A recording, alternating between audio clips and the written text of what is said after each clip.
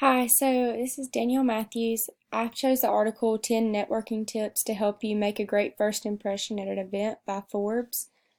The advice in this article is actually really great. It talks about, just be yourself, smile, actively listen when you're having a conversation, and don't try to sell yourself, but just be who you are. Don't be anything different. And, come prepared with questions. Look at who's going to be at the event. What type of people? What are their interests? What jobs do they have? And being yourself comes with being a friend. Be curious. Actually care about what they're talking about. And that comes into listening while they're talking.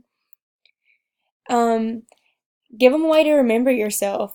Just use a way that makes them remember your name. And, hey, I remember that person. Her name was Danielle. And I think the most important advice that's on here is go without a strict agenda and try to make a new friend.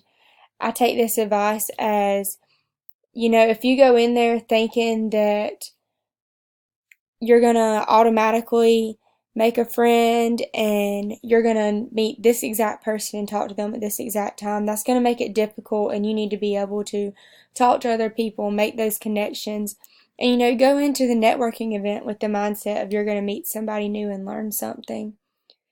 I agree with this article. I found that in networking settings, I do use most of these skills, and I try to follow this advice to the best I can.